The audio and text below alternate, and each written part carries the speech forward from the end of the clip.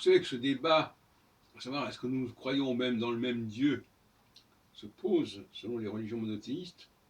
Ce qui est certain, en tout cas, c'est que si les Juifs sont le peuple de Dieu, comme le dit la Bible à plusieurs reprises, ça veut dire qu'ils n'ont pas la même relation avec Dieu, ou que Dieu n'a pas la même relation avec eux que les autres peuples.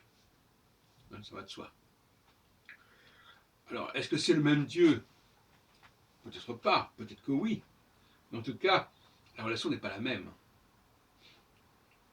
Et c'est comme un rapport entre le père et le fils n'est pas la même chose que la relation d'un homme avec d'autres personnes qui ne sont pas de sa famille.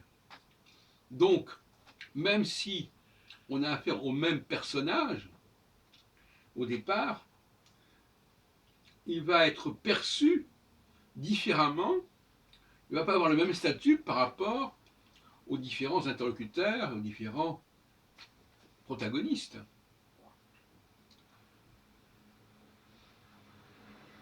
Et je crois que ça fait une grande différence. Alors je voudrais changer de sujet, si on peut dire, et revenir sur la question de Oved Kochavim ou Mazalot, ce qu'on résume par le mot Akoum, et qui désigne l'idolâtre, soi-disant, mais littéralement ça veut dire l'adorateur ou le serviteur des étoiles et des constellations, Mazalot. Alors, est-ce qu'on peut dire que celui qui adore les étoiles est un idolâtre? Ça me paraît une très mauvaise traduction, puisque l'idolâtre, c'est celui qui fabrique un objet. Je vous renvoie à Osée. Donc l'idolâtre, c'est celui qui fabrique un veau, par exemple. Bon. Or, dans le cas des Kochavim ou Mazalot, des étoiles, on le voit dès le chapitre 1er de la Genèse, il ne s'agit pas d'une fabrication de l'homme. S'il y a bien une chose que l'homme n'a pas fabriquée, c'est bien le cosmos. C'est pas du contraire. Donc là, il y a une sorte d'incompréhension. Je crois en avoir parlé quelque part dans mon bouquin de 1985, Le monde juif et l'astrologie.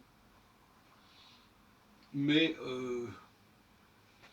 on ne voit pas pourquoi, en tout cas, alors qu'il est, d'après mes propres travaux actuels, on ne voit pas pourquoi ça désignerait les idolâtres.